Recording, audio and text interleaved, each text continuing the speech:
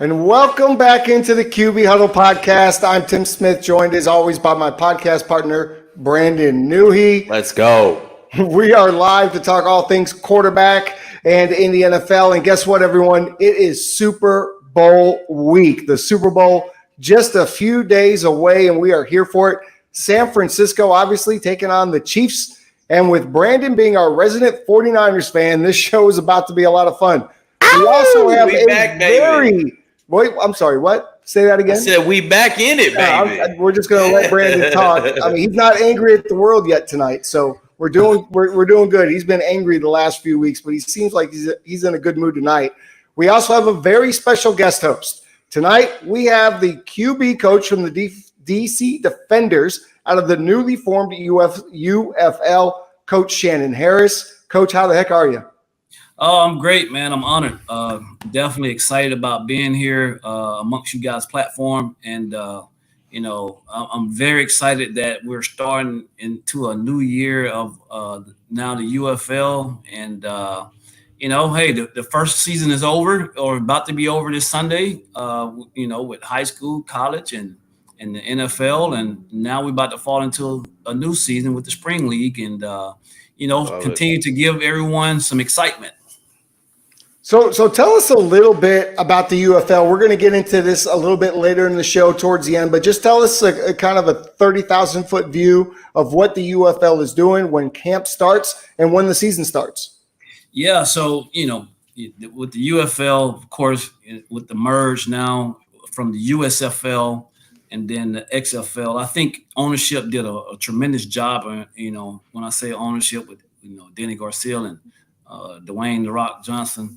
And, who owned that now, The Rock, you know what I mean? That's his trademark. But I think, reaching over to the USFL. And the one thing about it is, like, we're not in competition with the NFL.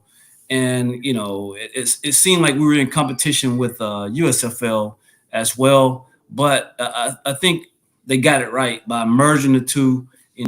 It kind of sucks, with some of the teams not all coming into it.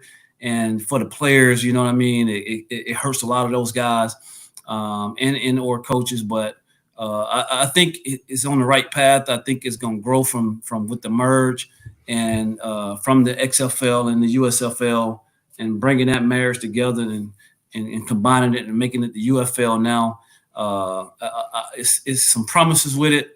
So much talent out there on the field from these guys and giving them another opportunity for sure. As in The Rock would say, 53-man roster, but this is number 54 guys. So that's awesome for these guys to have that opportunity to continue to create value for themselves. And, we're excited about it for sure. And tell us a little bit about your quarterback. Do you have a quarterback that you expect to be QB1? Do you have an open camp? And if so, who's coming into camp with you? Yeah, I mean, as of right now, it's kind of open. And, we're still up in the air. Open. We're still up show up and show out, gentlemen. That's right, man. With everything's still up in the air, not, finalized with Jordan. That's the thing with our GM and, I guess with Jordan right now, but there's talks and we're excited to have those conversations with him, and of course with him coming back, once he decides to do so, of course everything got to be on paper, right? Right. So right.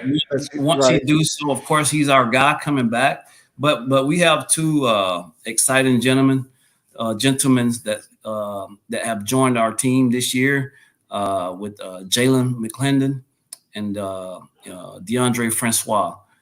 Both of those guys from Florida State. Yeah, I remember that. State, yeah. Both of those guys played a good bit last year in the XFL. And, with De'Eric decided to, hang it up and go into coaching full time. Yeah, I saw SMU. that. Yeah, definitely excited for him, Excited for him. I saw that. Huge. That's huge for him. And so, with those two guys coming on board, kind of the similar. Both of those guys, DeAndre and Jalen McClendon, both bring some good value to our team. They're both athletic. They both have great arms. They both have played football at a high level, and so they bring value to our football program for sure. It's going to be fun to watch that play out in camp. We certainly hope to be a part of some of that as we're going to be covering the UFL quarterbacks this year. Yeah, it's going to be awesome. Yeah, it's going to be great. I had kind of a personal question. Both Brandon and I are huge fans of The Rock. Brandon is a huge wrestling fan still. He said still. You're darn right. What's it like? What's The Rock like in person? What's he like? Electrifying. Yeah, I was literally, very interactive with everyone. Always bringing energy. Around. Expect everyone to be at their best. From a player standpoint, from coaches to everybody that's into the UFL. I know that's how it was in the XFL, but it's the same energy and the same drive that I hear from them now. Right. I've had an opportunity to be around him when we had the combine here in Arlington, and just the energy he brought that came out there, and it's like, man, this guy here, you see him on TV, you see him, do things in the wrestling ring and in movies, and then see him in person with his gear on as he's about to get ready to try out, and it's like, whoa, this guy here is Incredible Hulk, man. You're like, you should be an Avenger. Yeah, right. Yeah. You don't want to try that guy, that's for sure. No, I don't think anybody. I always just want to. If I ever saw him, just finally, The Rock has come back. I don't know wherever that. And then he would choke slam you, and then that would be that. Yeah, man. He's supposed to main event WrestleMania right now. That's kind of the. Yeah, I heard he's going to wrestle again. Do you know some insiders on this? Like, I'm a little bit worried right now, for The Rock. Yeah, I don't know if that's to be the case. And I heard him talking to someone, whether it was on ESPN or whatever it was, telling his story about, he was not supposed to be wrestling in the ring and things like that. And when he had the back or hip, whatever it may have been. And he was like, "Whoa, man, this ain't right." Man, you're pushing it against your little cousin, man. That's didn't he right now? I know you're a freak, but God, maybe just chill, old man. Just chill. Just give it to Cody and let him run with it. Give us the fans. Like, we love The Rock, but as a WWE fan, I want to see Cody in it. I want to see The Rock next year. Get your body right, man, for that, because that wrestling condition is totally different from movie condition.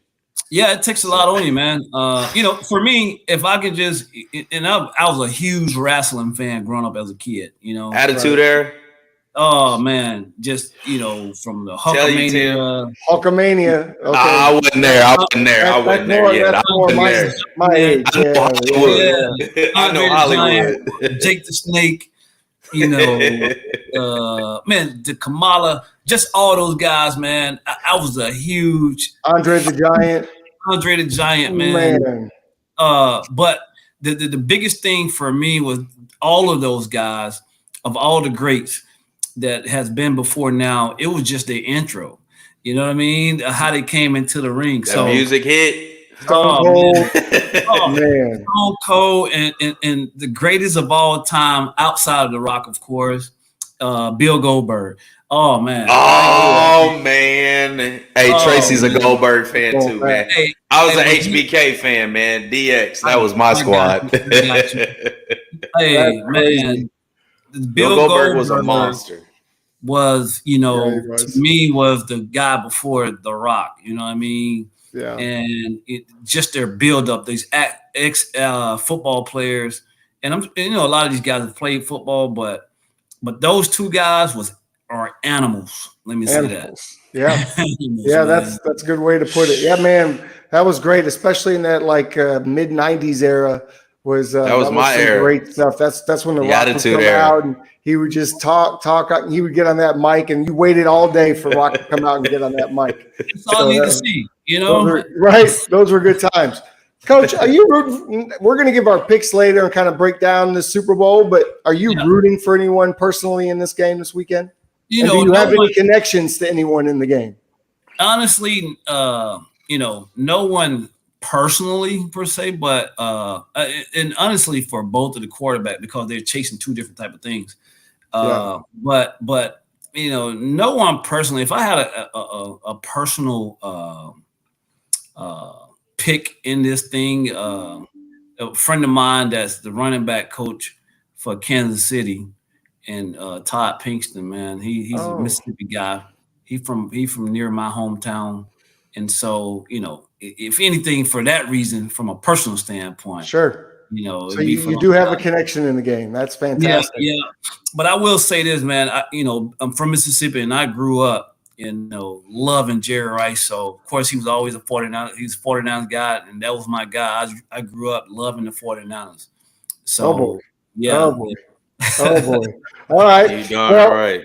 Speaking of the 49ers, Coach Harris, first of all, thank you so much for taking the time out to be with us. We know this is a busy time for you as you're gearing up, so we really appreciate that you came out. We got to meet you a couple weeks ago at Robert Kent's Combine, and it was, we just had a great time talking with you, and now here you are on the show, and we're very excited that you're here. But it's Super Bowl week, and Brandon, as a 49er fan, I'm going to ask you the same players they've been asking, same question they've been asking the players. How are you handling all the anticipation and all the media hype that goes into this week? As a fan, how are you staying like this and not getting too excited?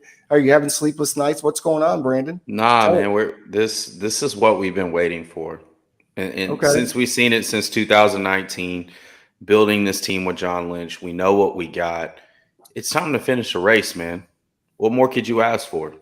Right? I know the turf condition, the practice conditions. I mean, doesn't make any sense to me.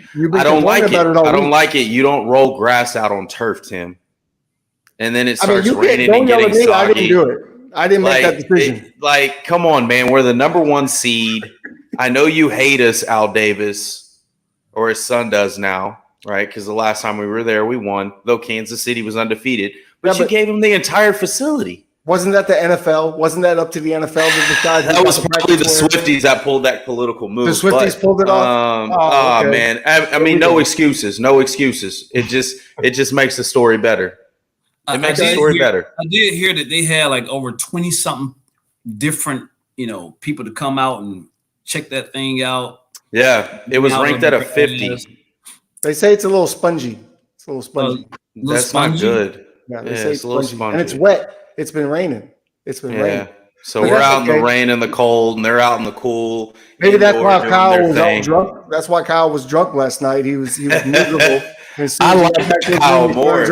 I like that Kyle more. Reminds me of one of my golf buddies. I'm just I like you more. Would you like him to have a flask on the sideline, like the old? Man, do what you got to do to win the game. Do what you got to do to win the game, brother. Whatever puts you in that relaxed mode. Like, come on, we're here. Well, I mean, I'm chill. You're chill. You're good. Yeah, you're just kind of here. How many times have you played this matchup on Madden this week so far? I haven't played it at all. You haven't played it? Okay. Nah, I played my season with the Niners, and I think we did play Kansas City when took care of business. Run the ball, Kyle. Did you win the championship? That's all I gotta say. That's the question. Yes. Okay. All right. Good. All right. Well, hey. So far, we are partway through the show. We're going to get the hot topics here in a minute. First, we want to let you guys know we are still 2 subscribers away from 100. The 100th subscriber, take a picture with you as the subscriber, send it our way, and you're going to get a Fanatics jersey like my Patrick Mahomes jersey or his Brock Purdy jersey. I mean, mine's lasered. I had to go a little cheaper route, but it's all You're going to tell us who you want. You're going to tell us the team you want, the player you want. We're going to do our best to get that exact team and player for you, and we're going to get you that jersey as a thank you for tuning in. So we appreciate everyone that's tuning in. As far as sponsors go, hey, Fanatics, where are you at, man? We've been calling out your name. We need you to come out here and sponsor us so we can give our QB Huddle listeners a little bit of a break and a discount. I have a closet full. I have about 150 jerseys, which is why I wear a different jersey every single week. This week, it's Patrick Mahomes. Oh, my God. He happens to be playing this week. Let's get into hot topics. So we'll go round table. Coach Harris, we'll start with you. Cam Newton refuses to take back what he has said about Brock Purdy and went even deeper, saying at first he said he was the 10th best player on his offense. Then he kind of backtracked that later and said maybe he was the 4th, 5th, 6th best player on his offense. What do you think about that whole thing that Cam's kind of got himself into with Brock Purdy? Yeah, I mean, I was a huge fan of Cam, for how he played the game from high school to college, even junior college to the pros. I'll tell you a quick story about Cam, and too, so I coached at Tennessee State, and I played there, of course, at Tennessee State, and we actually had Cam's older brother on our team. So I was able to meet Cam when he was a young kid, growing up, from a youngster, and he was huge. He didn't look young. He looked older than a lot of our college players, but he was such a big dude at a young age. You know what I mean? So I've been knowing him for quite some time, for a long time, and long time friend and thing like that. But I will say for what he said, he's very competitive. I don't think he was wrong from what he said. Maybe kind of how it came off. Could probably have had some people kind of felt the wrong way. But Purdy, I don't think he's a slouch by no means. You know what I mean? I think this kid has what it takes. He's got all the ingredients. Yeah, he has all the ingredients, those intangibles that what people say he's just got that it. You know what I mean? And intangibles, guys. Listen up. This is a professional quarterbacks coach. Listen to what he's saying right now. Yeah, he does have that, man. And let me say this. It's crazy because, I had Brock Purdy on my list as far as guys for us to draft after the season went. Because he was a late round draft pick guy, and those are the kind of guys who we kind of go at. So I make it in like 7 days. Yeah. I had him on my list, and and just another, of course, a lot of other guys as well. And I don't know how many other guys in our league had him on their list, but I'm like, this guy here, man, he played a lot of games. He got a lot of starts under his belt in college. A lot of touchdowns. Listen, people. Listen. Threw very few interceptions. We're not crazy. So why do you think he dropped so low, Coach? Why do you think he wasn't drafted maybe in that 4th, 5th round? Yeah, so I big as that. Yeah, I think when it comes to those guys going into the NFL, you have to pass that quote unquote that eye test. Sure. Quarter league, you know what I mean?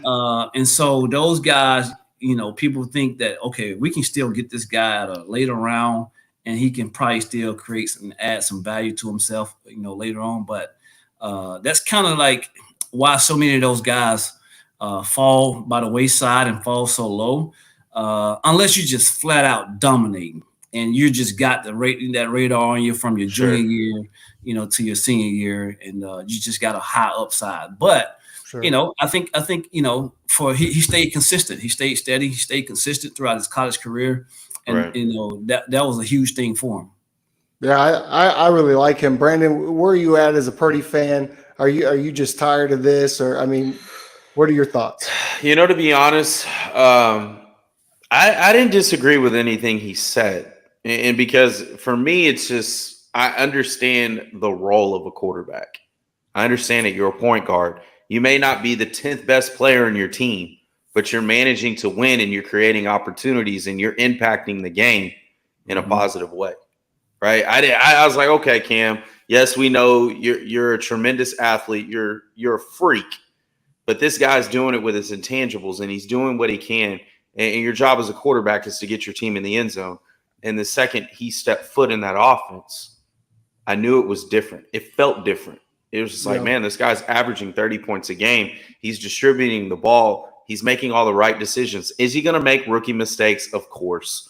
We saw that slump, and I told Tim, and I was just like, hey, he's a baby. He's going to go through it, right? But the fact that he can process so much information in a 2-year span that quickly, and Kyle knew going into preseason with Trey Lance and Jimmy Garoppolo on the roster and says, this guy's our best guy. Like, he's being honest. It sucks. Like, Coach, as you're going in, you may have a guy that, was a former, all-star and whatnot. But if a kid comes in like him and takes advantage of his opportunity, you have to be unbiased to a fault.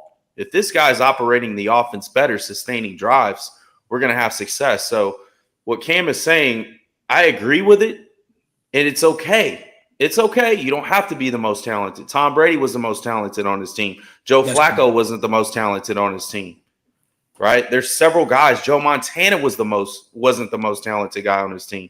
The list goes on and on and on. But at the end of the day, it's about winning. It's about winning. I hesitate to give. And I love Cam.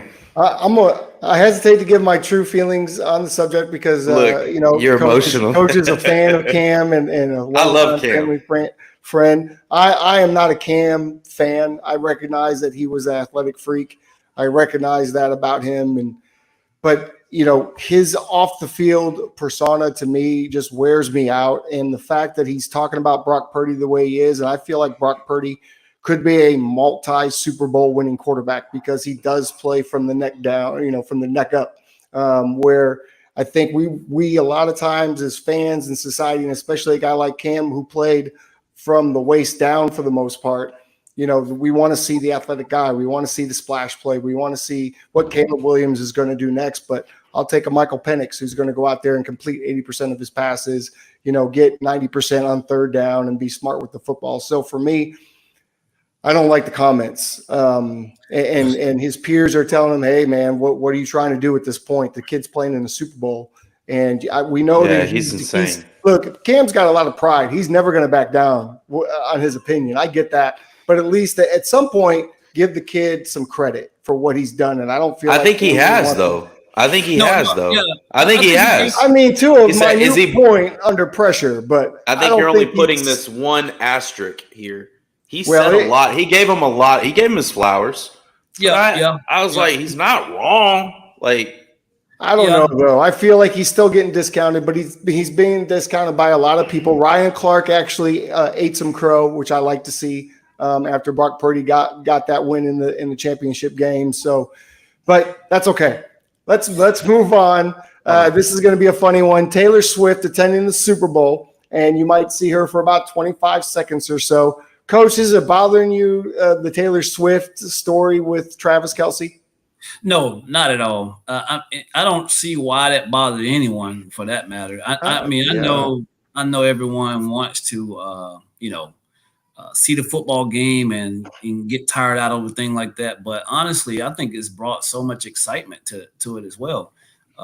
It's every year there's some type of story that goes along with the league that season.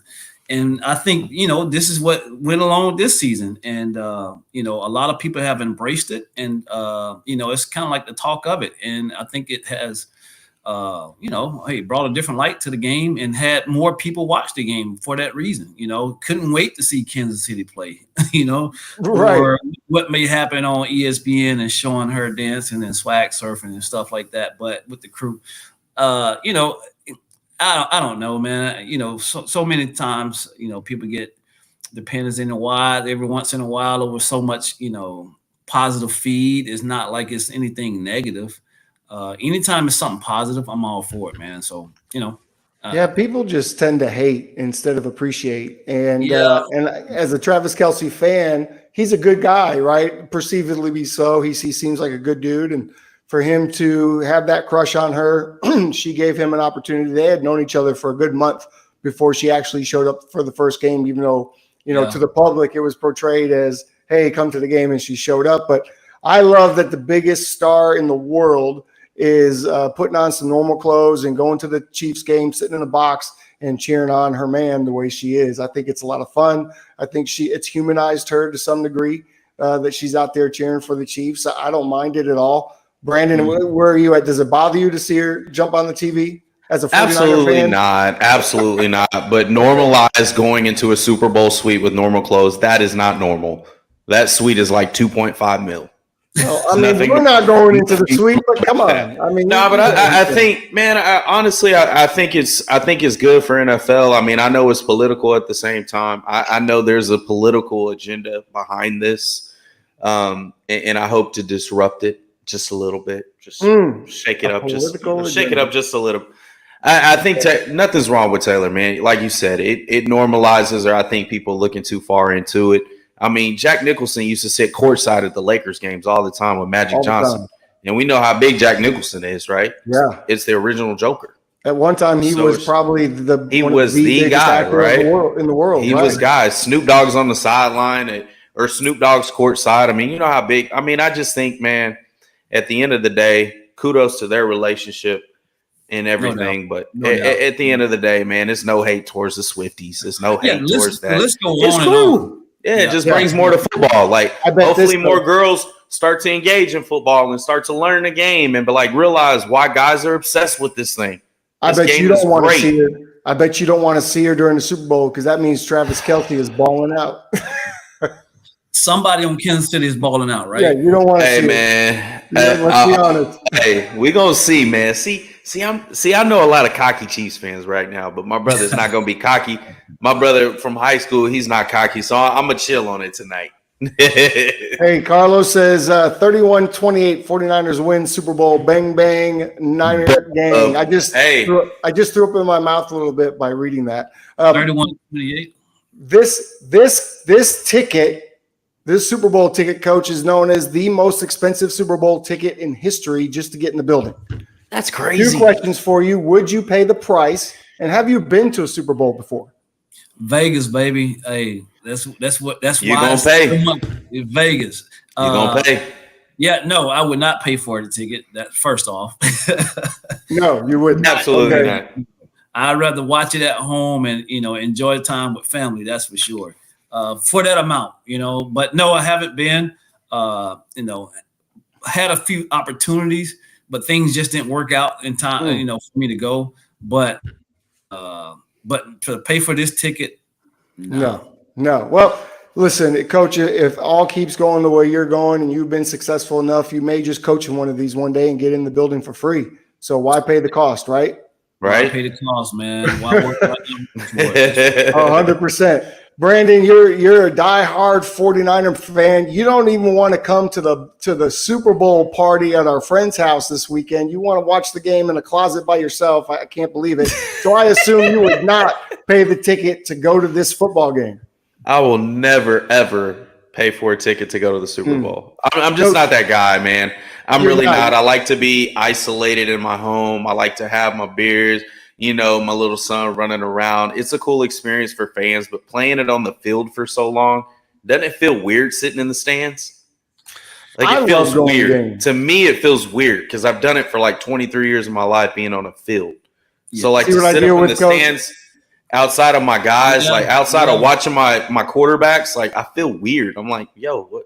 This is my football buddy. This is my QB nerd buddy. And I like to go to football games. I like to travel around, and I can never get this guy to go to a game. He's going to go to some UFL games this year. Oh, we're definitely in the building. I just don't like that crowd on you. I like to watch the game. I see as you know, as quarterbacks, you see the game differently from a fanatic standpoint. Yeah. And so I'm I don't need you to be all in my ear. I'll tell you what, watch the game. For me to go to the game, and it used to be, fandom, go crazy, drink a lot, and just kind of go nuts. As the years progressed and I got older and got out of playing and more coaching, I start to notice I watch the game, and what you can't see on TV, I start to watch different matchups that you just don't get to see on television. I like to sit in an area where you can see the play develop and you can see what the quarterback is looking at, right? And you can see that DN versus left tackle matchup that they've been talking about all week that you only get to see the highlights, right, or replays on TV. So that's why I like going to games, and I like to immerse myself in the culture of wherever I'm at. So that's just me. That's why I have this jersey. But you love you're a fan at diehard, hardcore, you're an NFL hardcore fan. You didn't see probably 100 quarterbacks. I've seen maybe 10. There you go. Yeah, I try to see them all. I try to see them all. I'm fresh out of this since 2019. I played for a long, long time, and I didn't really have time to go to games. You know what I mean? So it's a weird adjustment for me right now. No doubt, it's great to watch those quarterbacks from a bird's eye view. Never. I love it. And this year, my wife and I go every year to a game. We pick a game, we travel, we make it a little weekend or a week trip. So we picked New York because Aaron Rodgers was finally out of Green Bay. So now I could cheer for him. And he went to New York. So we were going to be Jets fans. I got an Aaron Rodgers jersey.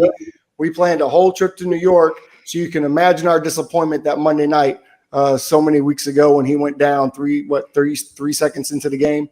And so we still went to the Jets game, but it wasn't nearly as fun as we thought it would have been. So let's move on. Cliff and Coach, this is great for you. I'm so glad you're on the show. Cliff Kingsbury pulls out of his deal with Vegas and ends up joining the Commanders. First of all, what do you feel about, hey, I'm here. I'm going to, you know what? No, I'm not. I'm going to go over here to the Commanders. What do you think of that move? And do you think he's in a better situation than he was in Vegas? Yeah, for him, I think, I think it was smart on his behalf, when the opportunity presented itself for him. I think it was a great situation for him to go there knowing where Washington sit, in that draft pick and to have that opportunity to try to get Caleb, you know what I mean? So I think, when he saw that this is where they are and kind of weighed all the options, I'm sure it didn't all just, I'm going to the Raiders and then Washington called. It just happened just like that. I think it took a time, a process of all of it.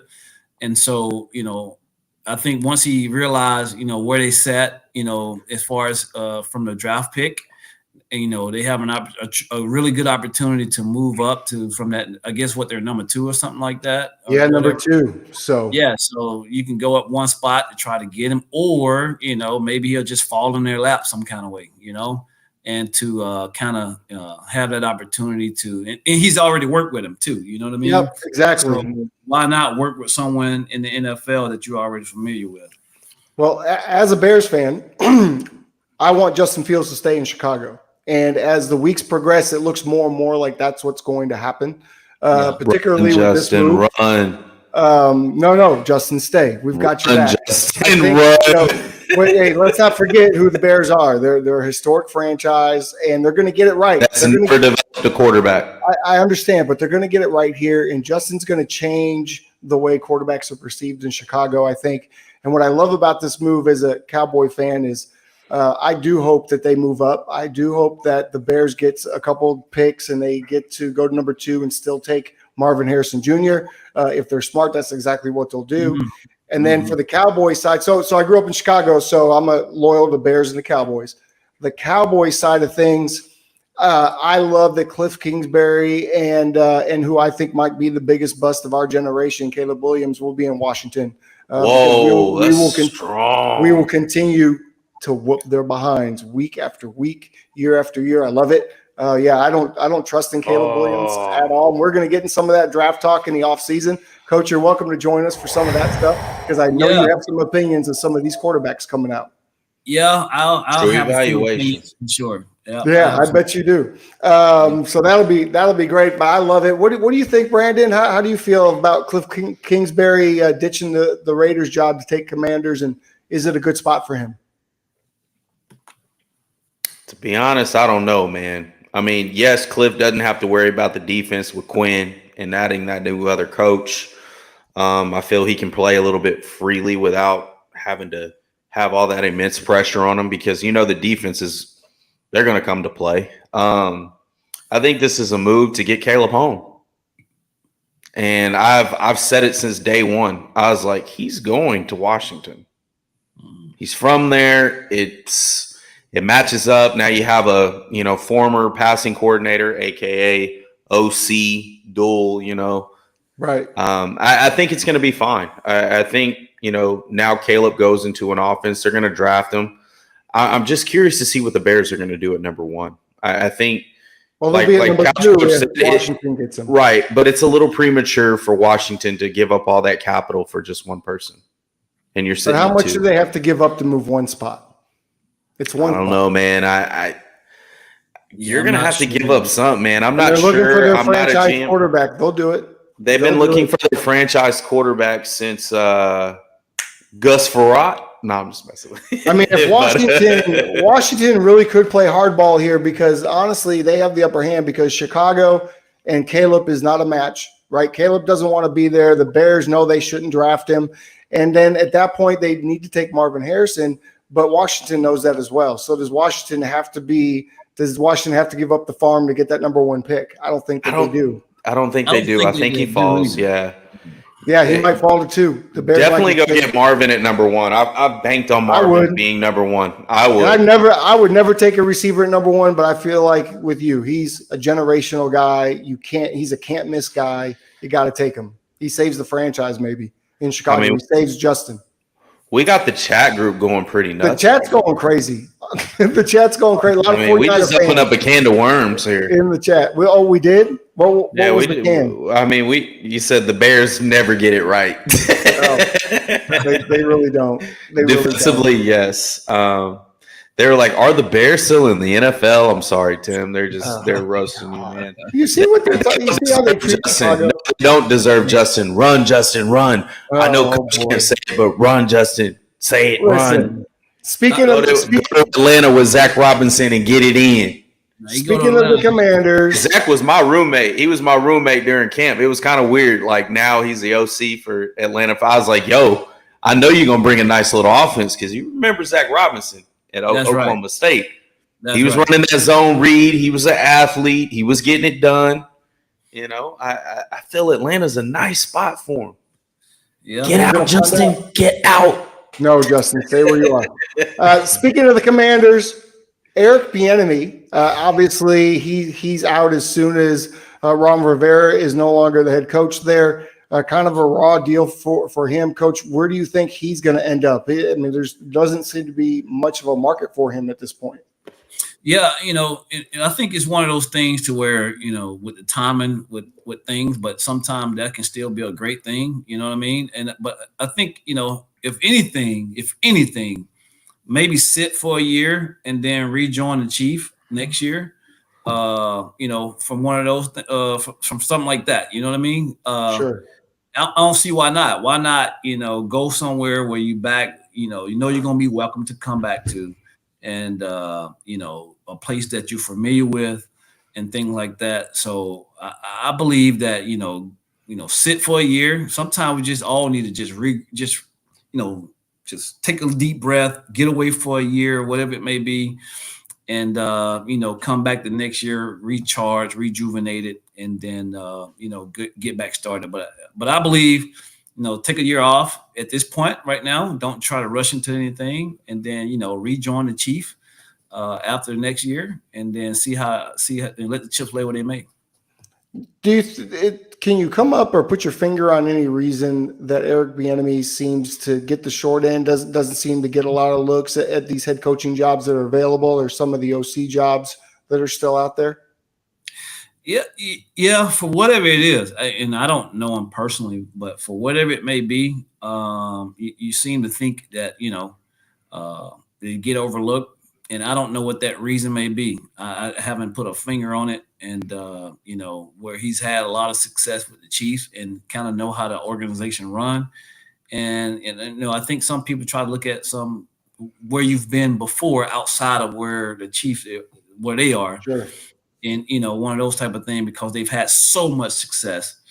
And so many people think that the success came from whether it be Pat Mahomes or whether it came from, Andy Reid. And just all the other surrounding pieces around that. But, hopefully he get that opportunity for sure. And to prove that, I don't know if it's that, some people may think, it's a high risk offense, that what they run as well, because you got to have a special guy to run that style of offense to be able to do so much of the fun gadget stuff that the Chiefs do. And of course, you want to surround yourself with a great quarterback at that standpoint and with some really good, smart players.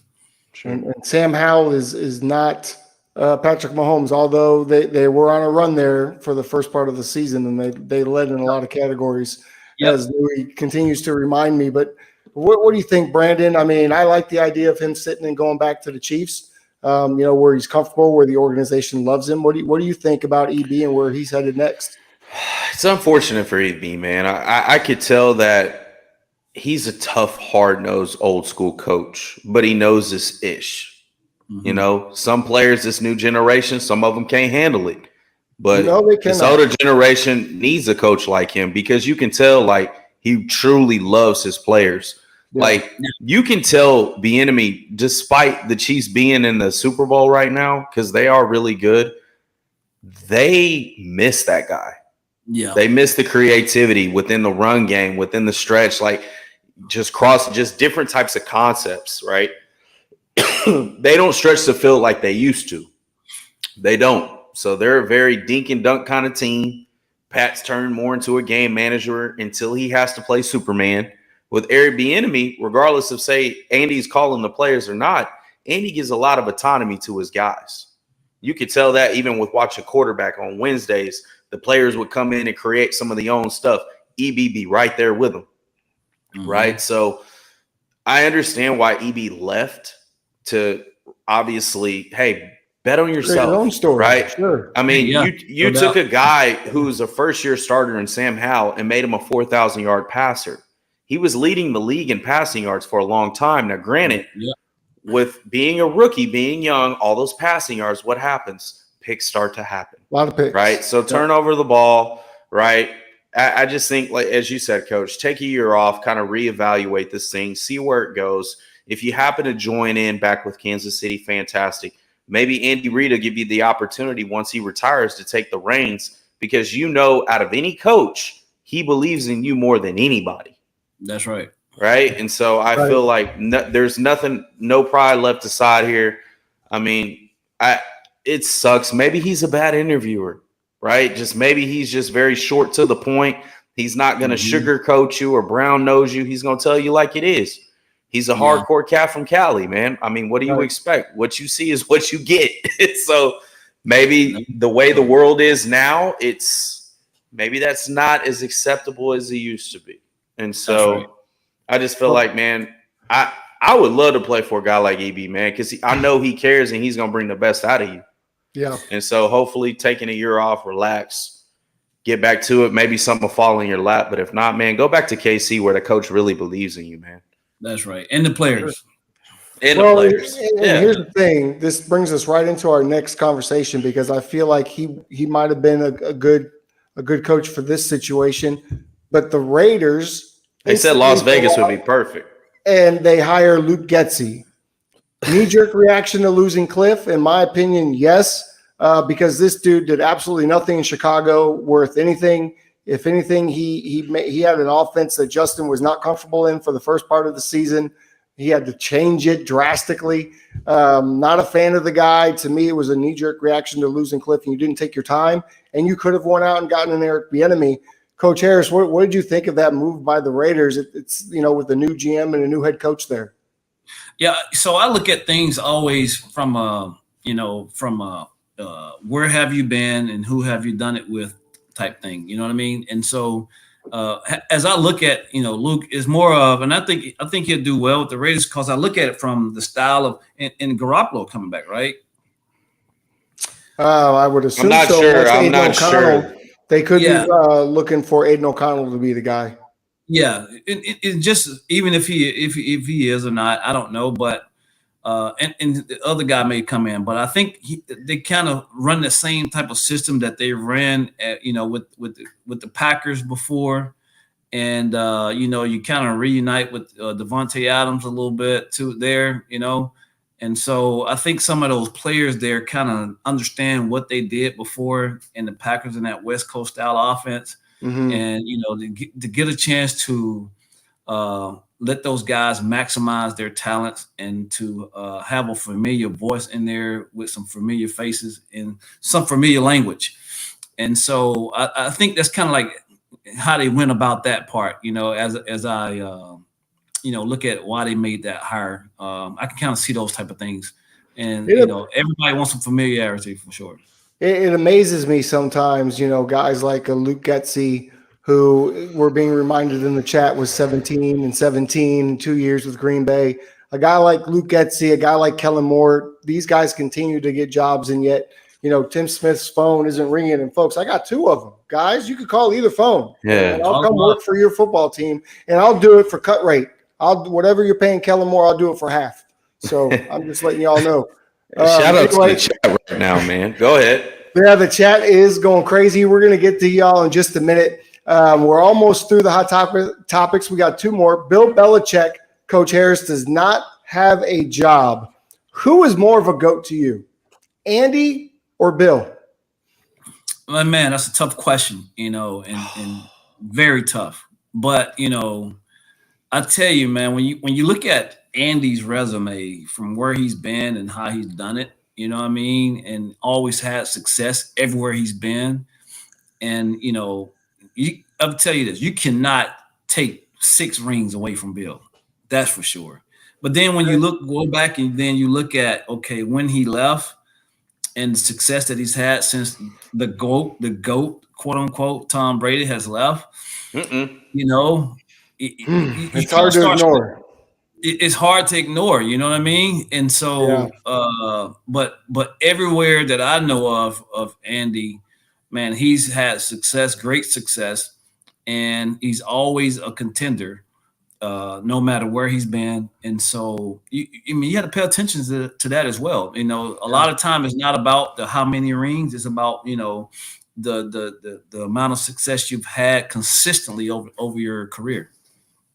Brandon, did you hear the question? You heard the answer, but did you hear the question? Bill Belichick does not have a job. Who's more of a GOAT to you, Andy or Bill? I love what Coach is saying. I mean, what we fail to realize is Andy could potentially win not only just multiple Super Bowls with one quarterback, but he's been to 5 with 3 different quarterbacks: Donovan McNabb, Brett Favre, and Pat Mahomes. He's developed them. He's researched Michael Vick's career. From an offensive standpoint, I feel like Andy Reid, the best thing about Andy Reid is his evolution. He evolves with the times. This guy has been, I think I can remember Andy Reid back in 95 maybe? I was a little guy, right? When he was coaching Brett Favre and Mike Holmgren. Then he went to Philly, and then he grabbed Donovan McNabb. I mean, he had Ty Detmer, Doug Peterson. He made his guys pretty well. I've never just seen a bad Andy Reid team ever in my life. No. That's right? Ever. And so to attest to what he's gone through, I've seen some down phases through Bill with the Jets, with the Browns. Yes, he was a fantastic defensive coordinator with the Giants.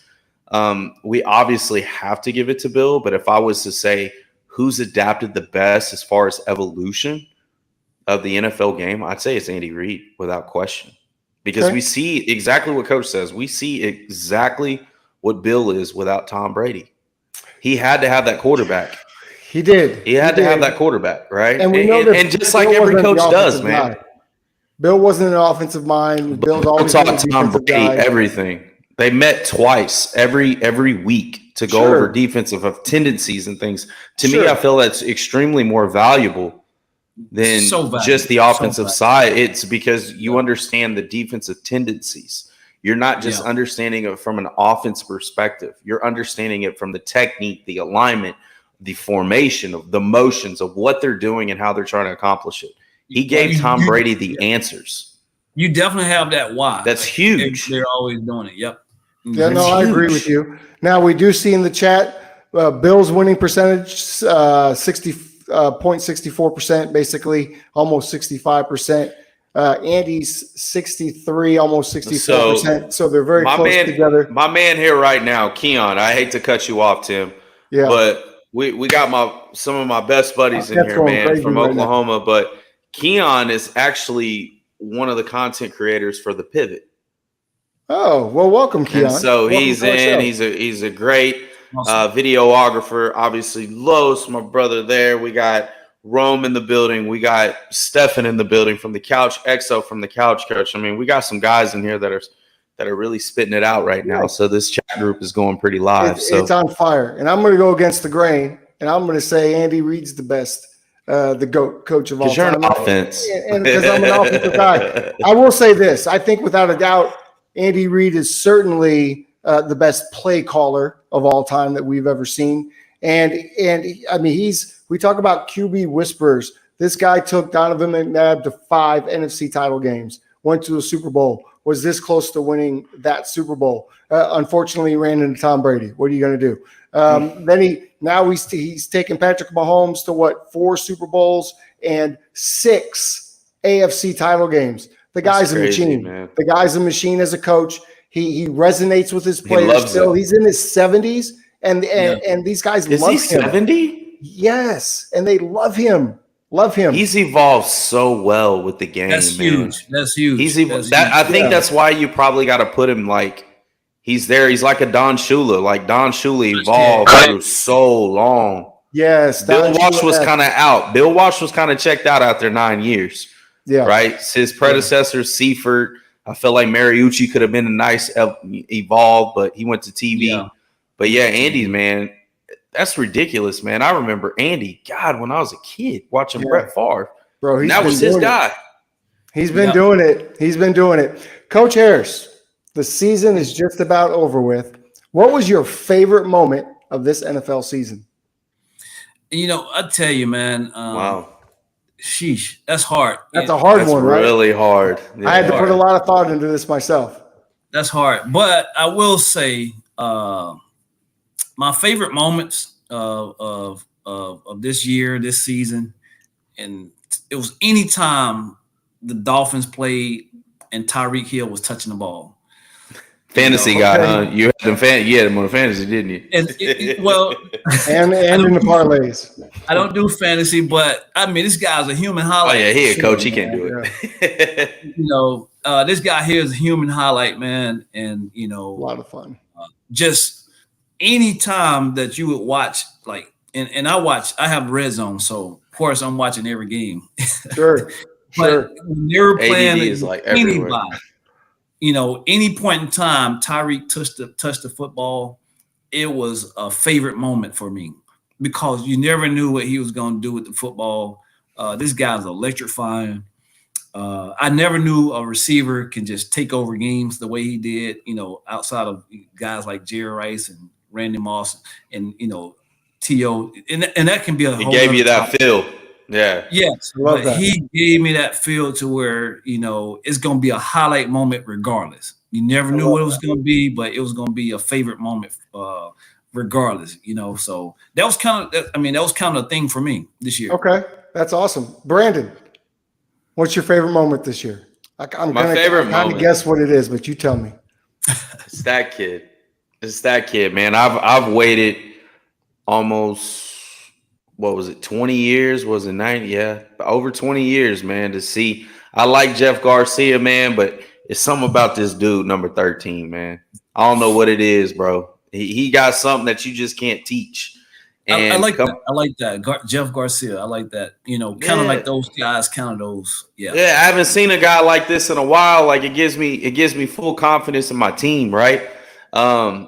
Just the whole Brock Purdy story this year, man. The guy came off a torn UCL, wasn't supposed to practice for, camp and preseason. He really was supposed to be Tom Brady's backup to a degree, right? And what he did, he led the league. Yeah, he led the league in every statistical category up until week 17. Yeah, he's gonna have his hiccups. He's a pup, but man, what an incredible story! And then now you're the only quarterback in the playoffs that led 2 back-to-back game-winning drives to clinch your opportunity and clinch your ticket into the Super Bowl. I mean, that's a huge story. That just means he sucked for the first half of both games, but then he was fine in the second half of both games. Hey, whatever works. What's the job in the playoffs? Just win, baby. I got to give you a little bit of a hard time, man. That's fine.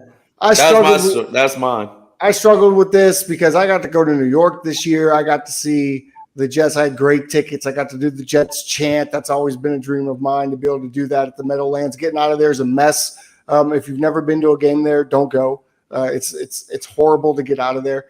But my favorite moment is the moment that I was positive the Dallas Cowboys were going to win the Super Bowl. And that's when I was in Dallas at the game when we were played the Eagles. My buddy Jack, we bought the ticket from him. My wife and I were there. Man, we had all the Cowboys gear on, and we simply watched the Cowboys trounce the Eagles. And at that point, we didn't realize that the Eagles were finished, so we thought we had done something. And I came on this show and I said, we're going to Super Bowl. It was the Cowboys against the Bills. That's the way it was going to be. And that was my favorite moment because it was that moment that I fell in love with the Dallas Cowboys again. And then they broke my heart a couple weeks later. So I was at that game also. Were you? Yeah. Where were you at that night?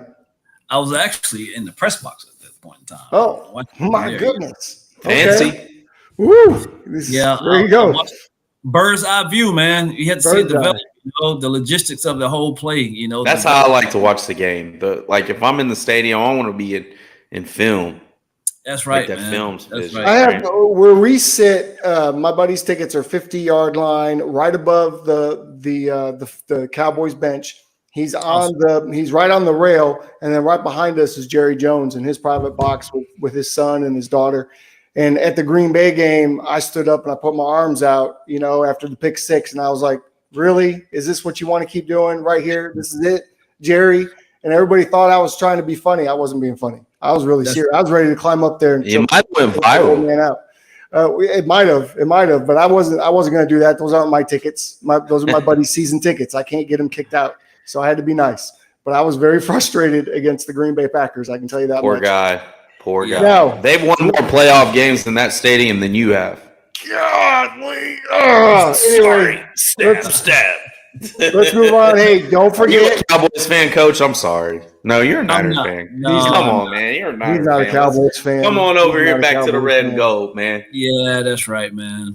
Listen, hey, we appreciate everyone that's tuning in. We appreciate everyone that's on the chat. Remember, we are 2 subscribers away from getting a free jersey sent out to you guys. And Fanatics, hopefully you're watching this video, man. Give us a sponsorship. Let's get a link. Let's give our folks a little discount on the jerseys. So, Coach, we do a thing called On Fire every single week, and we usually pick a quarterback or two that's just lit it up the week before. Obviously, not much to talk about from the Pro Bowl except for Baker Mayfield. So, give me your top 5 quarterbacks who are on fire for you this year.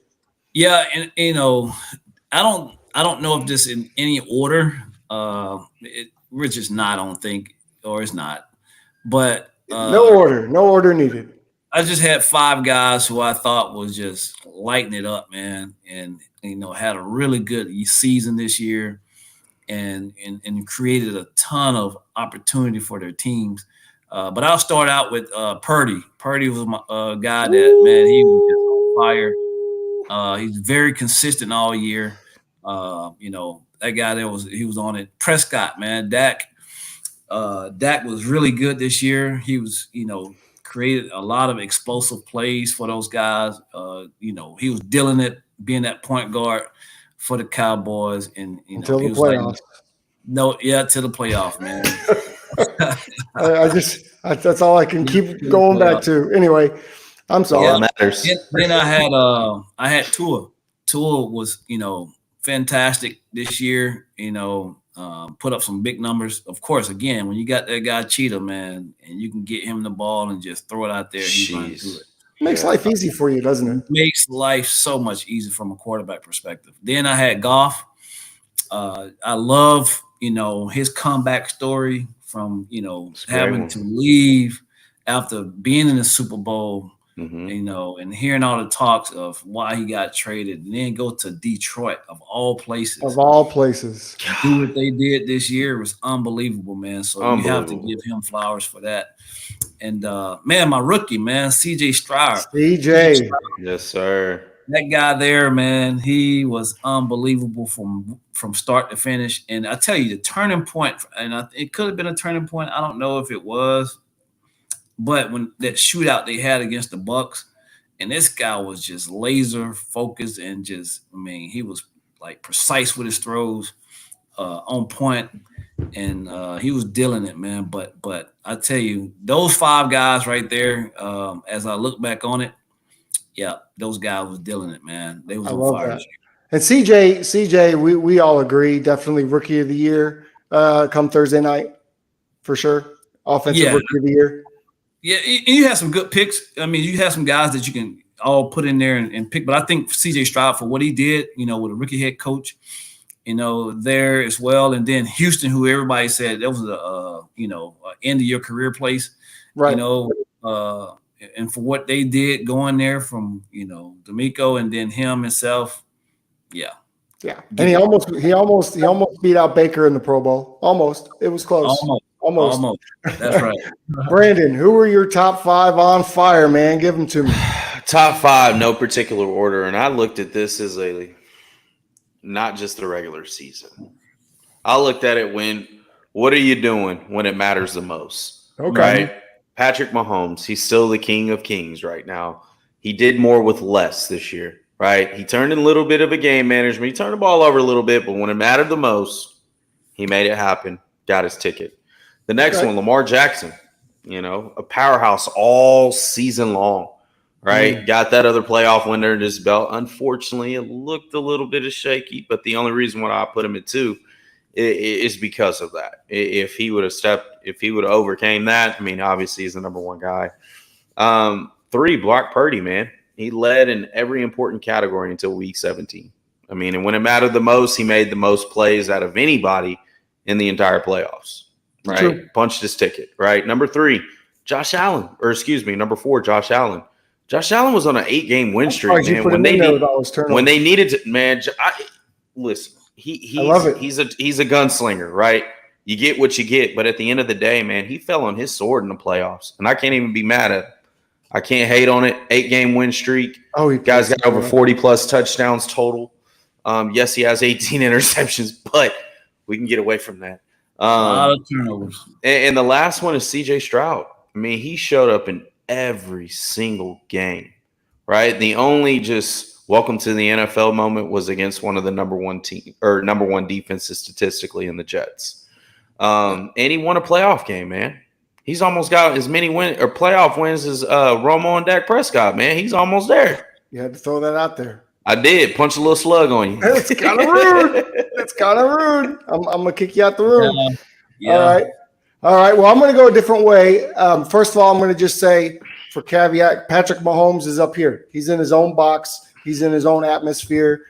He did, again, I say this over and over again, he's the new Tom Brady. He took a team that was left for dead in week 8, week 9, and he has got them in the Super Bowl. So I didn't want to take a slot from another deserving quarterback that was on fire this year. So Patrick's up here. He gets his own little. He's the king of kings, man. Way up here. Got to crown him. So damn. I'm going to go from worst to first as far as who I thought was on fire, and I'm going to put Baker Mayfield in there for as number 5. You talk noise all year about over 4,000 yards, 28 touchdowns, 10 interceptions. He won a playoff game, and as I predicted, won that division. And went on a run and really could have beat Detroit. It's not like Detroit ran away with it and he played well. At number 4, I've got Lamar Jackson. His passing stats weren't up to my standard if you were going to be a top quarterback in the league, but we know what he did with the ground game, and he won a lot of games. Simply put, he got that number 1 seed, so you have to respect him for it. CJ Stroud's my number 3 guy, 4,100 yards, 23 touchdowns, 5 interceptions. Also won a playoff game as an underdog, beat a on-fire Joe Flacco and Cleveland Brown team at the time. So CJ deserves all that credit. The next at number 2, Jared Goff. Jared Goff threw for 4,500 yards, as you guys both alluded to, 30 touchdowns, 12 picks. He took the Detroit Lions to an NFC title game. Bro, that's wild. That in itself, he should have a statue next year outside that stadium. For he deserves it. My number 1 on-fire quarterback, Brock Purdy. 4,200 yards, 31 touchdowns, 11 interceptions, and he got his team to the Super Bowl. And the reason that I feel like he was like that is because he did lead the league in all the important statistics, QBR, third down percentage. The guy was dealing all year. Yes, he had that little streak where he lost 3 games in a row. But you know what? Every team goes through that every year. And it was just his turn. And he turned it around. He has made significant comebacks in second halves of both playoff games. And so for me, I have to respect what he's done. So I got him as the number 1 on-fire quarterback for 2023. Wow. That's awesome. Now, considering this, Tim and Coach, he's a baby. He's 24. And think about this, when the game really slows down for him. Think about that. the game really going to slow down here in about 2 or 3 years, right? I would say this, he's a baby to the league. To the league, he's a baby, but in real age, he's a vet. He's a vet for sure. And then to have played that many years in college, it always gives you that upper hand as well when you come into the NFL. Now, and played in a pro-style offense in college. Let's not forget that. He wasn't in just spread, throwing it all over the place. He played in a real offense, which helps you, I think. In one of our comments, we've said, is this going to be a bit of a change now when we look for quarterbacks in later rounds, the guys who have stayed long enough, like a guy like a Spencer Rattler or a Sam Hartman, guys who have had numerous of snaps and this accumulation of all this play, right? Are we looking at more of guys like that, or guys like a Ewers who have played for 2 years and has a big arm, but I don't know if it's going to sustain success because of that. They just haven't gone through the roller coasters of emotions, right? Or dealing with a team that isn't stacked. Do you feel like that really helped Purdy going in without these 5-star guys? You're playing for 4 years. You're really grinding it out with a team. You're having to will your team to win. And now he's on with a stacked team. Do you feel like that really plays a role? Yeah, that plays a huge role. That's huge. Absolutely. Yeah. Consider the place you go, that matters. Especially when you're in a situation. He fell into a great one. Yeah. He fell into a great situation, and that matters a ton. And and I think, that kind of like where Cam was coming off at, and again, maybe he said it wrong or it didn't come off the right way, but, he kind of fell into a great situation, and other guys have to do a lot more with less.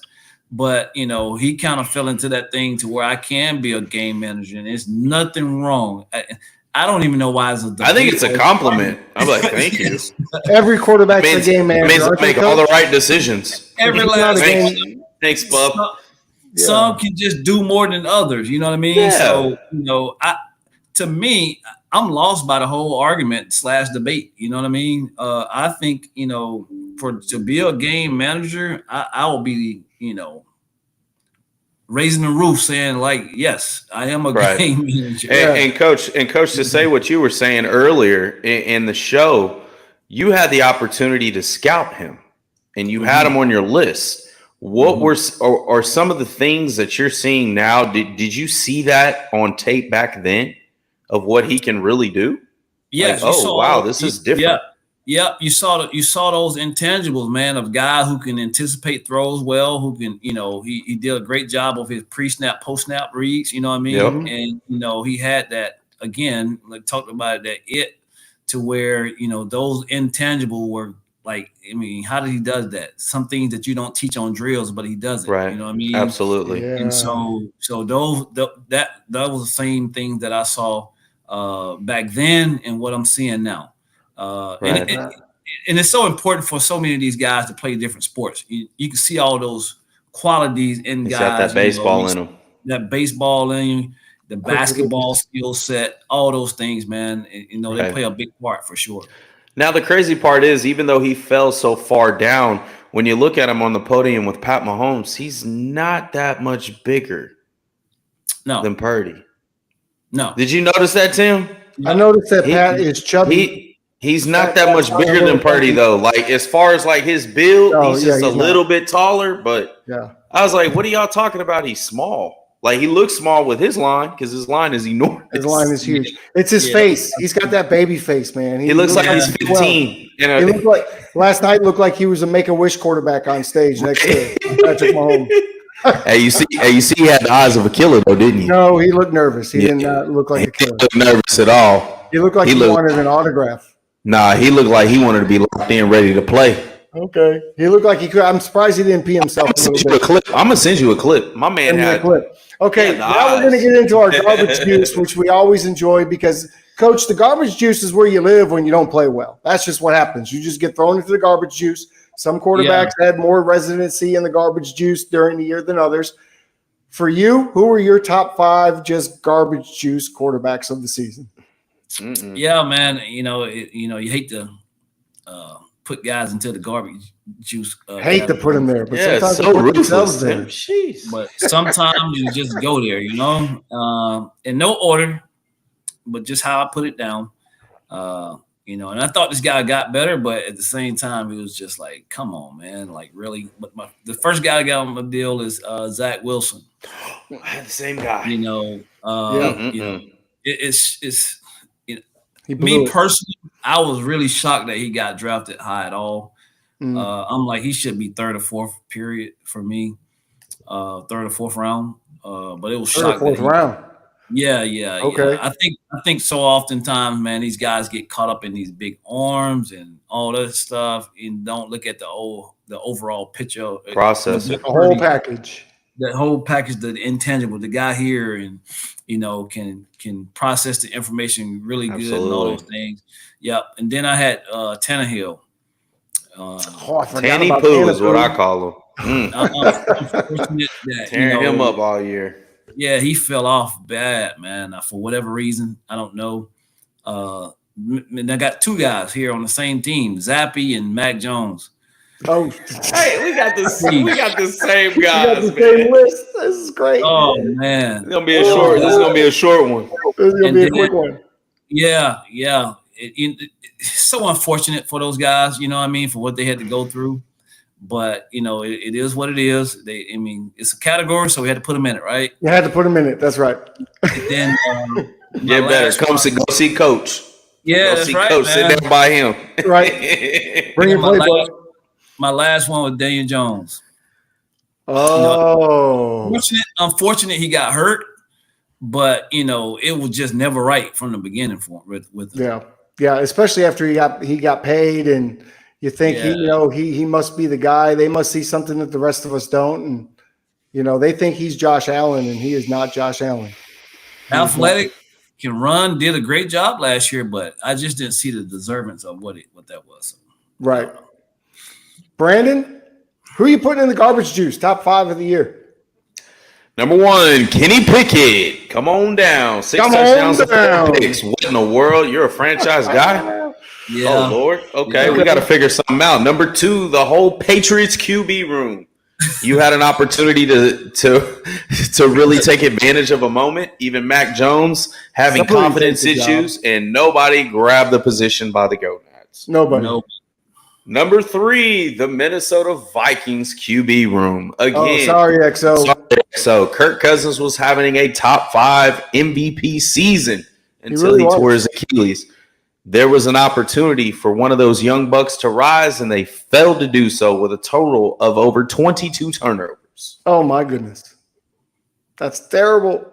You ready for this? Definitely garbage juice worthy. What do you got? I ain't saying he's garbage juice, okay? I ain't saying he's garbage juice. Okay. But I need to see more, man. That dude up in Chicago. I need to see more. Man, you didn't. I need to see more. You didn't just. You know why? You know why? Brother, he doesn't win enough. He doesn't win enough. And on the side, he's only had maybe 4 good games in the NFL. Maybe. I'm looking for efficiency, processing information. I don't like you. How quickly can you process? Yeah. Dude, yeah, I'm just looking at Justin Fields. He's got 16 TDs to 9 interceptions. That also includes 4 fumbles. Okay. He's only completed 60% of his passes probably 8 times this year. I don't like it. What do you mean you don't like it? I don't like it. Like, your job is to do what? Process information, get your – like, if you go back and watch some of his film, man, it's like, what are you looking at? Like, I understand, like, hey, Justin, I've been a fan of you since QB1, brother. The only reason why I'm putting you in there, you're treading lightly. You're on the fence. You put Justin in the garbage juice. I need to see more, man. I'm sorry. Okay. I need to see more. It's been 3 years. I need to see more. All right. Well, we all want to see more. It's not just him. The organization as a whole needs to do more for him, in my opinion. So I'm sorry, Justin. I'm going to go and I'm going to enjoy every second of this. Jalen Hurts definitely is going to live in the garbage juice for sure. Coach is going to be mad at you. He couldn't throw his way out of a tent. That dude is awful. And what I saw from him in the Pro Bowl was embarrassing. I think he got 0 points in the accuracy portion of the Pro Bowl. Jalen, buddy, the tush push is not enough. We need more. We need more from our quarterback. He's a fumble machine, turnover machine, and he can live in the garbage juice. Eagles fans, I'm not even sorry about it. Man, don't do Jalen like that. That's fun for me. Let me have some fun. It's the end of the year. So you going to put Jalen in there and not Fields? Listen, this is my list. You had your list. This is my list. I would never put Justin in the garbage juice. I'm going to put the whole Cleveland Browns quarterback room in there, except for Joe Flacco. He's the only one that gets a bye and doesn't have to go to the garbage juice because Joe Flacco was amazing for the short period of time that we got to enjoy Joe Flacco. He was. Trevor Lawrence. Get on in there. Get your ass in the garbage juice. Get on in there. You had an opportunity to win your division and run away with it. They were 8-3. Failed. 8-3. And you didn't make the playoffs? No. They were How? Didn't even make the playoffs. You lost out to CJ and company. Ever since some Niners put a beating on them, it wasn't the same. Ooh, it wasn't good. Now I'm going to agree with both of you guys. Zach Wilson. Now, Coach, I'm different from you. I was a Zach Wilson fan. I thought he had some special athletic ability and he was going to bring some oomph, and then he kind of failed, but then he got behind Aaron, and I thought, okay, he's going to learn, he's going to be better, and then he gets his opportunity. And the opportunities come few and far between in the NFL, and he blew him. I was pulling for him, man. Blew it out of the water. So I'm shocked. Got to put him in there. And then my number one garbage juice player of the year, whether it's a bad situation or not, I never thought this guy was a number one pick, and that's Bryce Young. Bryce Young, to me, didn't even look like he belonged in the league most of the time. Lord. And if he doesn't get it together, they don't get some people down there. It may be a quick exit out of the NFL for Bryce Young based on what he did this past season. For me personally, I don't think he was a number one pick. I think maybe he should have been a later round pick, if anything, third, fourth round. I see, Coach, you're shaking your head. I think you agree with I thought it was his feet, man. His feet were slow. Yeah. Really, he didn't adapt to the pro game. I was like, even in college, and I just, to the point you just said with his feet, I'm like, this guy got to be a later round, third, fourth round at best. One, for that reason, two, his size. And I'm kind of sketchy with that. With man, Caleb holds that ball too long, man. For me. Thank you. Oh my God, he doesn't process. I need you like this. He's a lot of flash. Baker was pulling the trigger in that offense. He's a lot of flash and very little substance, is what I like to say. I'm a Baker fan, and me too. Caleb, me too. I just didn't see him pull the string, fast enough for me. It makes me worry. Yeah, it makes me worry for sure. And I hate to see him run around and get himself hurt. But hopefully, he can get with someone that can help him translate that, speed that up. But who's he working with? I have no idea who he's working with. Not sure. I know his dad was his trainer his whole life, but I'm just like, dude, you got to sharpen your clock. You're talented. Yeah, he's going to find out real quick. That was the reason for Zach Wilson for me. I didn't see him. He didn't speed up. He didn't process. He did. He was a lot like Caleb. They danced a little bit. They danced too much. Splash plays, right. Just take the fat chick in the flats, now. We will move along. This is a moment, Coach. Obviously, Tom Brady was one of the best at just making the miraculous happen. Right, he came back from 20-something points down against Atlanta in the Super Bowl, and he just did amazing things. So we always like to have a Brady moment every week we didn't have one, but there were some good ones this year. Do you have 2 or 3 examples of your favorite Brady moments from this past season? Yeah, I do, man. And just here recently, first one I have there is Purdy in the NFC Championship game, in that second half. That was, the comeback and the magnitude of that game, and what was at stake, and to get to the biggest game, the things that he did, he helped put that team on his back. When you lost one of your dynamic receivers in Debo, and he took the ball and knew there was like life was on the line. He took the ball and then got those yards, some tough scramble yards. So that was impressive to me for what he did in the second half of that football game. So I was definitely impressed with what he did there. My other one, and I kind of mentioned it earlier, was the CJ Stroud performance against the Bucks in that shootout. Just back and forth. He was not going to allow his team to lose, and the numbers he put up, like 400 something yards, like 5 touchdowns. That's crazy. We're talking about a rookie, man, a rookie. And going up against the Bucks with the head coaches, the DC.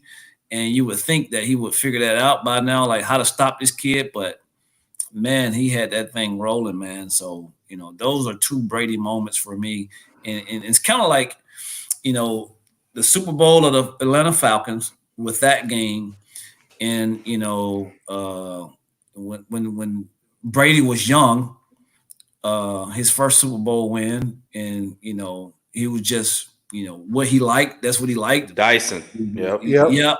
And then he's Dyson. Took those guys down and to win, that first Super Bowl. So, and that was kind of like that CJ Stroud to me, man. He has that it for sure. Well, we're 2 of the biggest Brady fans out there, Brandon and I. So we certainly understand what you're talking about. Gotta miss Tom. Give me a couple Brady moments for you, Brandon. Your couple favorites. Yeah, Brock Purdy, man. Just to attest to what Coach was saying, down 17, 24/7, man. You got to find a way. This is really when you see what you're made of. I thought he did a great job of just controlling the game and doing what he needed to do. And who realized he was that quick? Yeah. I didn't know he has football speed. I saw it for sure. You saw it. Coach on the field, didn't you? Yeah. The coach was going to recruit him. I didn't know he had that. I was like, I knew you could move a little bit, but you're getting downhill pretty quick, right? Exactly. He almost ran Debo over. So I just think his will, man. I also love Gardner Minshew's comeback versus my second favorite team, Tennessee Titans. That was impressive.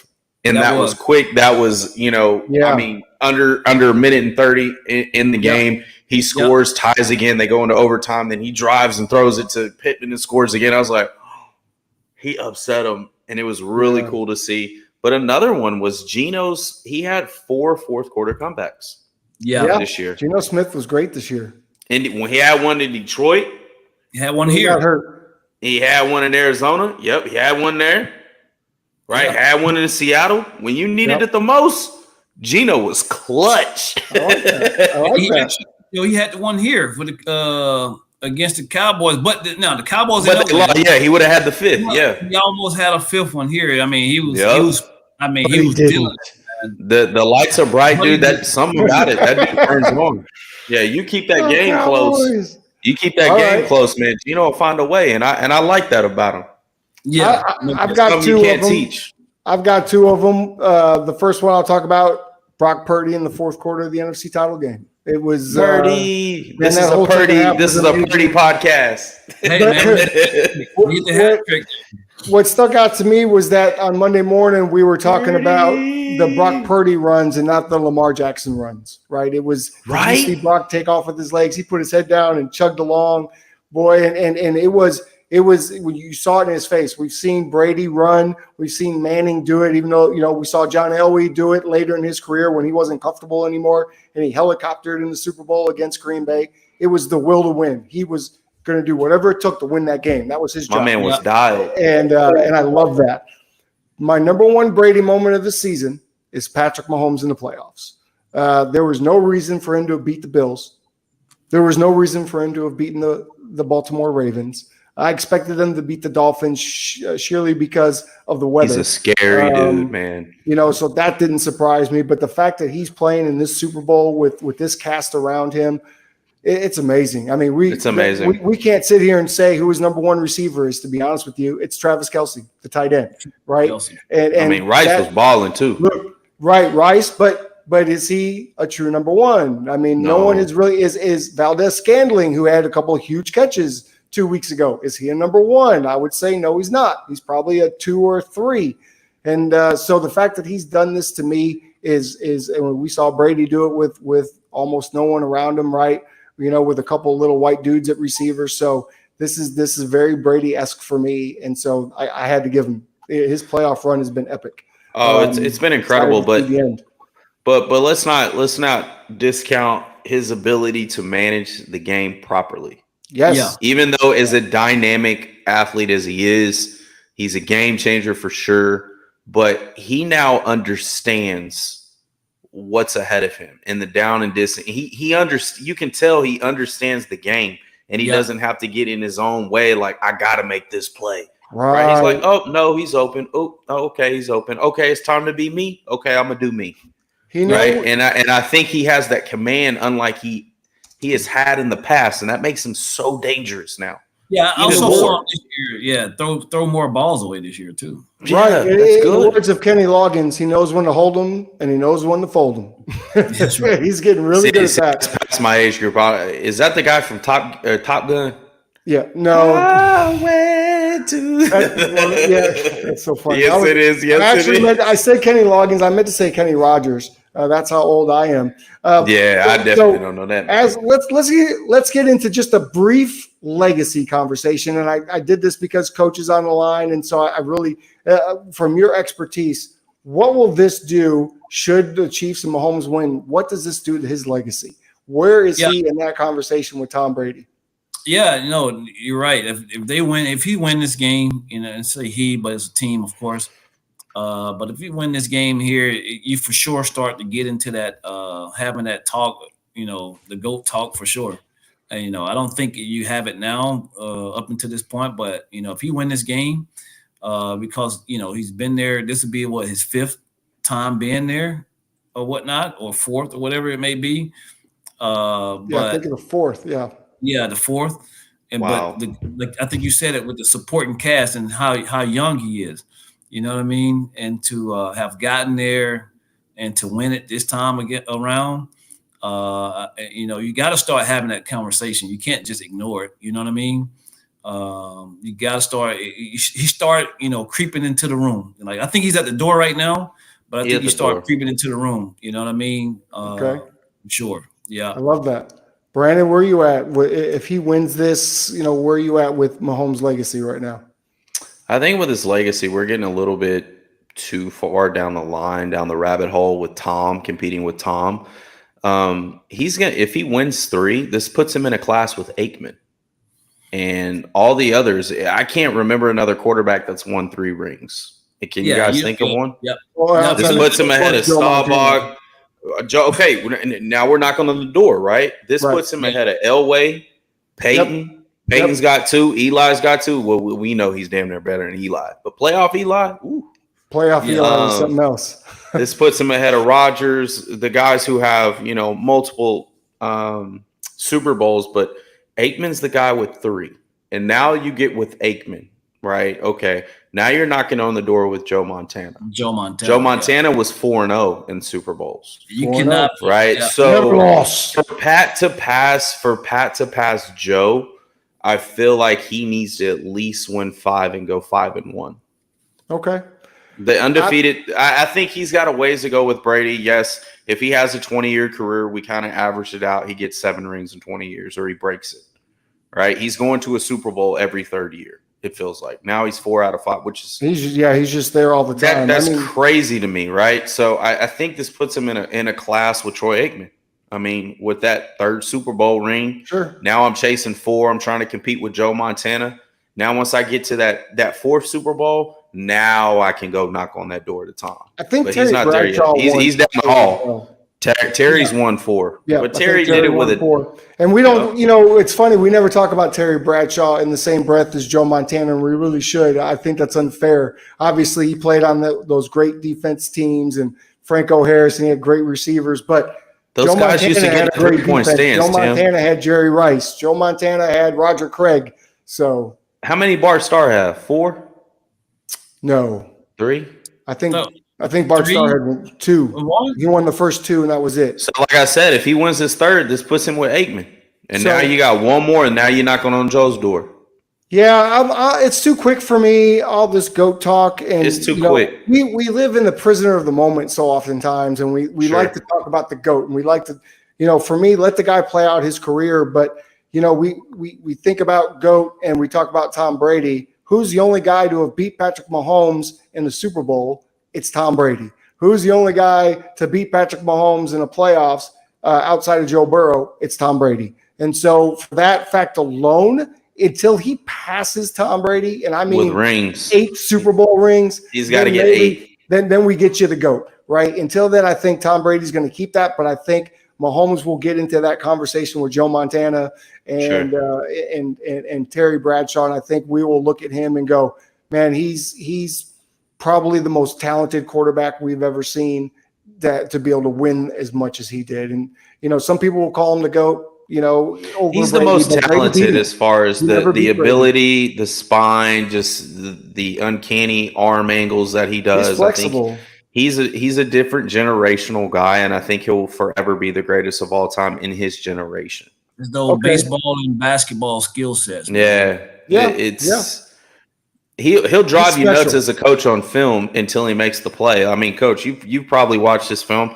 I watched the divisional round. He almost drove me nuts just by watching him. And it's like, dude, the flats are wide open, but you're running into traffic. Oh, wait, you make this crazy off-angle throw that throws Kelsey, and now he makes an incredible catch. Like, yeah, dude, he does a lot of unorthodox stuff that drives me nuts. You're absolutely right. But it works, right? It's like, oh, no. Okay, he did it. Yeah, for sure. Yeah. Right. So, Brandon, if Brock Purdy wins, what's on the table for him? What's the conversation surrounding Brock Purdy should the 49ers win on Sunday? Well, first off, you slay the dragon. That's an incredible feat itself. But the Disney movie is complete. It's set to open out the summer of 2025, called Mr. Relevant. Okay. It's obviously, besides the Kurt Warner story, it will be one of the greatest stories you'll ever hear about. Will he get respect? Oh, 1,000%. You ain't got no choice. He don't even care about opinions. He don't care about that. Like, that dude is so tunnel vision. He's focused. He sounds like a guy who already has a family of 3. I mean, his mindset is just different than any young quarterback who most of these guys are just stargazed and all this. This kid is laser focused, right? And I think, for one, it puts him in one of the 3 quarterbacks to win a Super Bowl as a 49er quarterback. Obviously, the other one's Joe Montana and Steve Young, so he's with great company. It gets us to our 6th ring where we can always talk bad about the Cowboys. But I think as far this could potentially move Brock Purdy into the top 5 quarterback conversation, depending on his performance. It's all about his performance, right? If he goes in, he's kind of struggling, he's using the run game to win, and he just itches away. Like, yes, it's great. It's incredible, right? But is he going to be considered a top 5 guy? Probably not. He's going to fall in that top 10. But I think if he goes out and outduels Mahomes, what can you say now? The kid may move into the top 4, I say top 5. I give him top 5. Coach Harris, what do you think? Brock Purdy goes out and gets his team a Super Bowl win. Shoot, maybe he's MVP this weekend. What does that do for him? Yeah, same. I'm kind of the same way. I mean, great story. Great start to first 2 years of the season of his career. You know what I mean? And also I look at it as setting him up to to be the franchise quarterback. Yep. So I think those things gonna create a lot of value for him for sure. If he wins this game, and I'm kind of like with Brandon. You never know where he may fall in that top 5, top 7 quarterback talks, with the win of this game. Because of who it's for sure. It's based on the performance, is that he gets his respect. I hope regardless, win or lose, if he plays well and puts on a show, right, even if they were to lose the game or win the game, whatever, I hope he gets his respect that he deserves from everyone that's been downplaying this kid, and he's got talent around him. Well, guess what? Troy Aikman had talent around him. Joe Montana had talent around him. Most of the greats have had talent around him, and don't think Mahomes doesn't have talent around him, because he's got one of the best tight ends of all time and one of the best play callers of all time on the sideline. Now, that's right.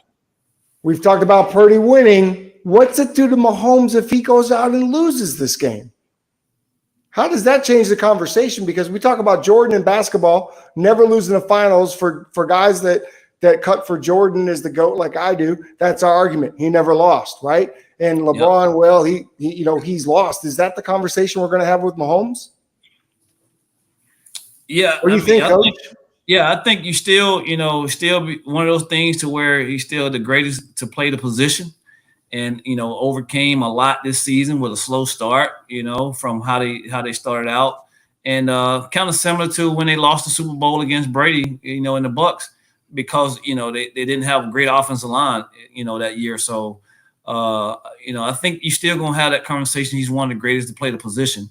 I don't think it hurts his legacy, but a lot of people are gonna be, well, you lost to Purdy or whatever. Well, I think the 49ers are a loaded team. I think that this team is loaded for the 49ers, and for what the Kansas City Chiefs had to do. You look at LeBron, how he had to carry the Cleveland Cavaliers one year to the NBA Finals. You know what I mean? And Right. So to do those type of things as that type of player, that's kind of like what Mahomes been doing, with his kind of way of playing quarterback this year, being more of a game manager and, getting guys in the right place. But I don't think it tarnished him at all. I just think, it's one of those situations that happened to where it was a down year for them because of what they had around them. Brandon, what do you think? But to get them to this big game, that's huge. It is huge. Absolutely. It is huge.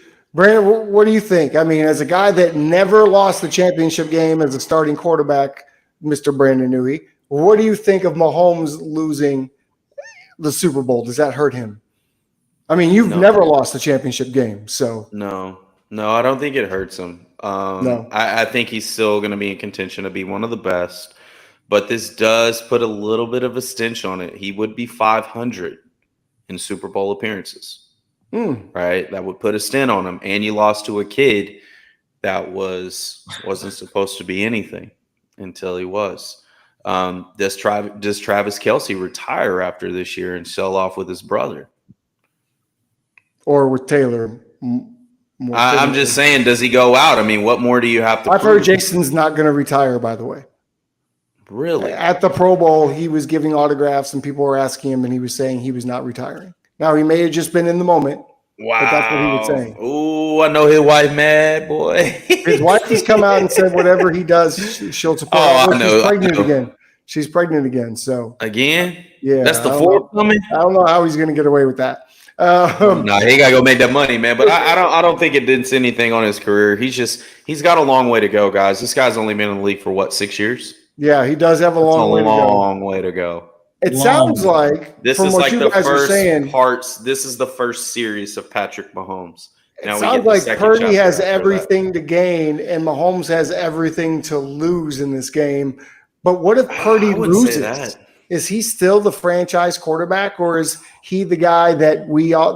I'm not going to say we because I like him. Is he the guy that all the critics think he is if he goes out, lays an egg, and loses this game? Yeah, I think it kind of what Brendan said earlier too, and you may have said it as well. Like I still think he's a franchise quarterback. I just think that as long as him go out there and it be his worst game ever, from that standpoint, I think he still be considered the franchise quarterback going forward. And I don't think it tarnished him at all. I don't see why anyone would have anything negative to say about him.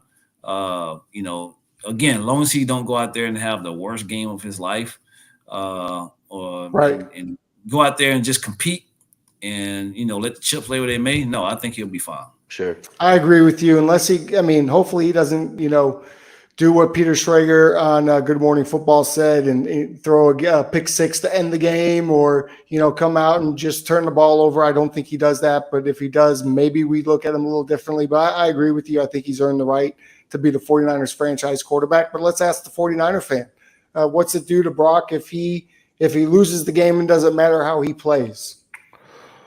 He can't shit the bed. Let's just say that. I know how 49er fans are.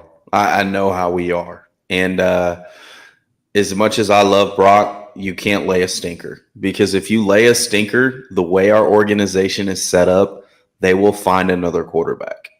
I hate to say it, but that's just how weird we are sometimes, right? Mm-hmm. I mean, look at how they did it with Jimmy Garoppolo. Yeah, he took us to the Super Bowl, and he didn't play as well. He was on his way to probably being the MVP of the Super Bowl. Right. And he missed a couple throws, threw a couple picks, right? Guess what they did? They drafted a quarterback in the first round. And after winning the Super Bowl, or excuse me, after losing it. And so I feel like it's a double-edged sword here. It's like damned if he does, damned if he don't, right? And so I think Brock Purdy just has to play within himself, do what's got him here. And sure. I 1,000% win or lose, dude. I am riding with this kid whatsoever because I love what I see. I will not turn my back whatsoever. This kid is magic, man. So let's just continue to make it happen. Just stay in the moment, man, because you are just stay in the moment. You are a franchise guy, bro. Like, you ain't got to do too much this game. You really don't have to put it on your shoulders at all this game until you need to. Nope. Right. The team is very good. Well, man, we are almost to the point where we are about to break down the Super Bowl itself and pick our Super Bowl winners. But first, I want to take a quick moment to pivot to the UFL.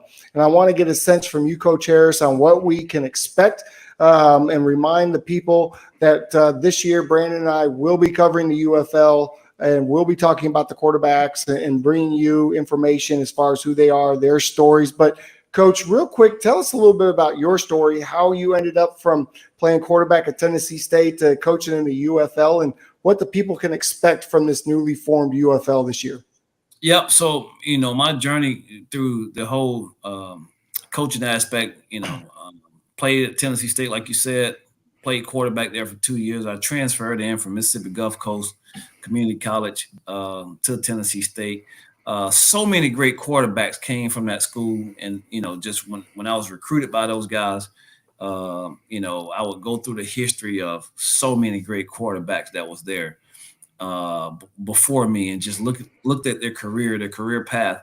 And that was like the perfect fit for me to go there and continue my college career. But, after that, kind of got into coaching. I played some arena ball, of course. And then, after that, got into the coaching field, and fell in love with it. Never had a desire to coach, but, coaching called me for sure. I definitely didn't go looking for it, but started my career coaching at Tennessee State. My offensive coordinator who I played for had left and went on to Eastern Illinois. And right after Tony Romo had just left. And so we had some battles against each other in college as well. And you and Tony? Shootouts. Yeah, we had some fun shootouts, man. That's his guy, man. Now hold on a second. I gotta pause the show real quick. Do you know Tony, Coach Harris? Are you on? Do you text with Tony? Like, what's going on? Are you guys friends? No texting or anything like that, man. But he blew up for sure. I think he came into a right situation with Sean Payton being here with the Cowboys, and Sean Payton, Eastern Illinois guy as well.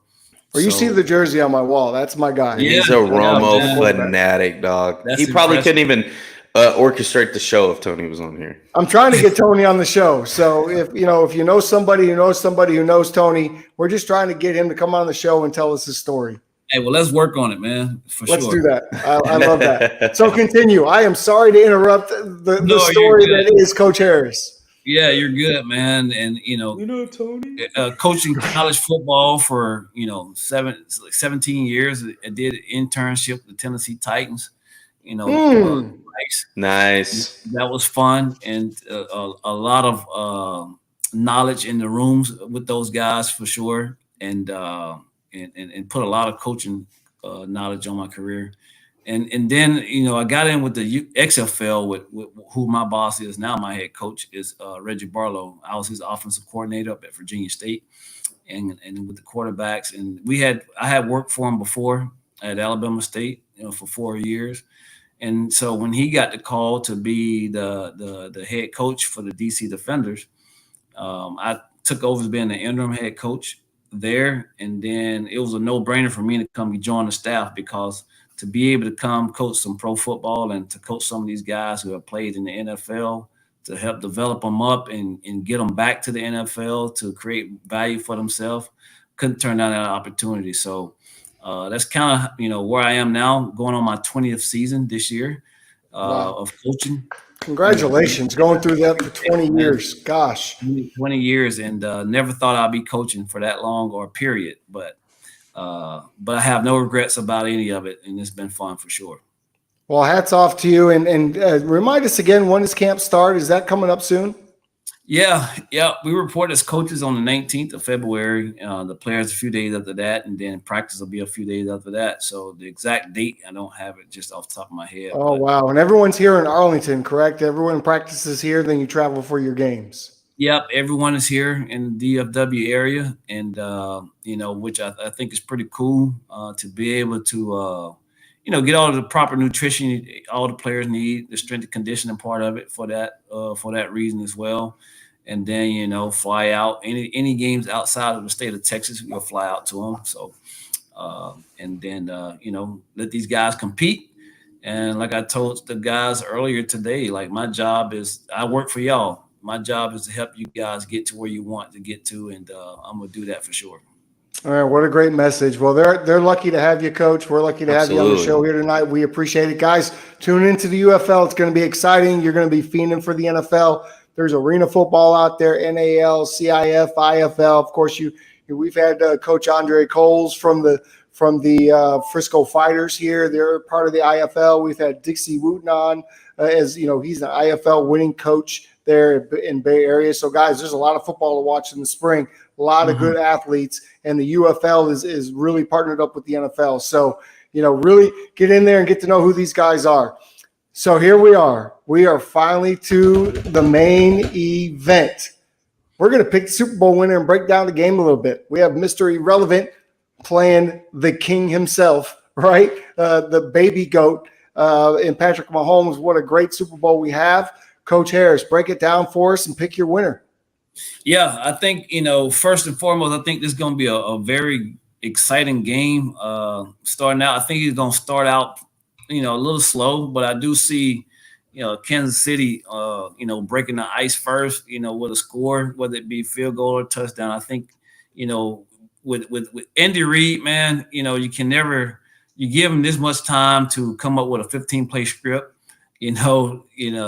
that guy there is phenomenal when it comes out doing it. But at the same time, I mean, Shanahan the same way. I just think, strength on strength right now, the Kansas City offense versus, the 49ers defense. And then you got the 49ers offense versus the Kansas City defense. I think the Kansas City defense have the upper hand right now on the 49ers defense. So I do believe Kansas City come out and strike first, in early in the first quarter. It could be the first drive, could be the second drive, but and I think it kind of bogged down a little bit, through the first and second quarter, late in the first and second quarter, and the game kind of pick up in the second half. I could see it start to become, a score back and forth type of deal in that second half, for sure. But, to pick a winner in this game right now, it's going to be a tough one, but I can see it be a 27-24 game with Kansas City winning, unfortunately. Wow. I love that score. I love that score. I feel like you're in my head with that score. Brandon, that had to hurt your feelings a little bit. Not really. The most knowledgeable guy here of the three of us, obviously a professional quarterbacks coach, professional offensive coordinator. He knows more than both of us, and he says the 49ers are going to lose. What you got to say? It's good. I mean, everybody has an opinion. I get it. It's a very good in-depth evaluation, but I honestly think, man, this game is going to come down between the trenches. And if we look at the last two games of the Niners, we have not stopped the run very well, right? Back-to-back 100-yard rushers. Pacheco's hot right now. We haven't given up a 100-yard rusher in over 50 games. Now it's 52, and right now we got back-to-back 100-yard games. But this is a very interesting situation we got here. The Chiefs are 31st against zone runs. We are the number one team in rushing with zone runs. With zone runs, of course. I love my chances here. I just feel like, yes, this is going to be a shootout, but we are 20-0 when we score over 20 points or more. We get in the 20s, we're going to win the game. I love our chances. This is not the 2019 team. I feel like we're a well-oiled machine. There's a lot of veterans on this team. They understand what it's going to take. It's going to be grimy. Yes, I'm a fanboy over this, but I feel like if we come out and take care of business, defense gets a few stops. We can't rely on field goals in this scenario because we know Pat Mahomes is very capable of bringing them back from 10 down, right? Just like he did in the Super Bowl with 9 minutes left in the game. They strike. So what we have to do is we've got to keep Mahomes off the field and run the damn ball, Kyle. Run the ball. Run the ball. Run the ball. If Christian McCaffrey at least needs a minimum of 20 touches, minimum, regardless if it's receiving or running. I don't give a damn. I agree. Get that man the ball. If we don't give him the ball and Kyle gets in his own way, well, we probably got another L. But I got the Niners in this 31-28. Oh, I love that score too. Great score. Oh, my goodness. So, man, D-line, both teams have a good D-line. O-line, 49ers probably, I'll give the edge there. Receiver, I give the edge to the 49ers. Tight end, I give the edge to the Chiefs.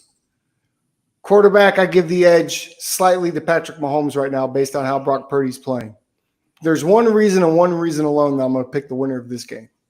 And the reason I'm going to pick the winner of this game, outside of the fact that it seems that this seems to be a home game for the 49ers. It really does. It seems like everyone in California just made the little trip to Las Vegas, and everyone in Kansas City stayed their ass at home in the freezing cold because all I heard was booze every time a Kansas City Chief player tried to talk last night. It's they seem to be feeding off of it like a bad guy in the wrestling, right? Sure. There's one reason alone, and the reason is Andy Reid. I believe in Andy Reid more than I believe in Kyle Shanahan. And when you talk about 4-0 against him, when you talk about 2 weeks to prepare, you talk about the best quarterback on the planet today. I just think that the Chiefs are going to win this football game. Now, I was going to say 27-24, but Coach took that. So then I thought 31-28, but Brandon took that. So I'm going to go a different way, and I'm going to say that the Chiefs are going to win this game 21-20 on a very last-minute, fourth quarter, incredible series of plays from Patrick Mahomes and Travis Kelce. And that's how the game is going to play out. And then Travis can retire at that point, should he choose. We're going to see a lot of Taylor Swift, so get ready. A lot of Taylor Swift, particularly in the fourth quarter. And guys, if you don't like it, that's just too bad. But I got the Chiefs winning this one 21-20. And at halftime, it might be like 7-3 Chiefs. I'm the Lone Ranger in this. Yeah, I could see it being low scoring in the first half for sure. For sure. And by the way, the Baltimore Ravens were the number one run team in the NFL, and the Kansas City Chiefs shut that down pretty easily. And well, they got away from the run and only ran it 6 times, Tim. 6 times in the second half. 17-7. We're not doing that, Tim. That was the reason why I didn't have Lamar Jackson like in my in the top 5 the category guys. On fire. All right. Fire guys, because he didn't pull it to run it enough. Right. I think Brock's got to use his legs when it matters the most. But hey, despite that, we have hit 101 subscribers. So that 101. So who was the 100th? We need to know who number 100 was so we can get that jersey out to you. So it was the 100th. I know we Kim know was Robert watching the show tonight. Robert, were you the 100th? Let us know. Robert just texted us that he just subscribed. He might be 101, but let's see. If anything, Robert Kent needs to give us a jersey. I don't have a Robert Kent jersey. I love y'all picking the Chiefs. I love this. Well, it's going to be a fun game. Coach, we appreciate you coming out here and spending all this time with us. We hope that we get to hang out with you a little bit during the season. Absolutely, and we're very excited to come out and meet your quarterbacks and see how you guys progress throughout the year, man. It's going to be exciting. We're excited to engage with the UFL this year and hopefully educate the people that don't know much about it and bring a different fan base. But, hey, guys, enjoy the Super Bowl. We appreciate you guys sticking with us. This is one of our longest shows of the season, but it's Super Bowl week. So what would you expect? Look out for the Couch Coach Thursday night, 8 o'clock. We are going to be spitting fire. I don't know who our guest is yet, but it's sure to be somebody special. We might have a couple of guests because we do know Chiefs fans and 49ers fans, so it's going to get a little exciting on Thursday night. For my podcast partner, Brandon Newey, I'm Tim Smith. Be sure to like and subscribe to our channel. That's going to do it for this week's QB Huddle podcast. Enjoy the Super Bowl and go football. Awesome.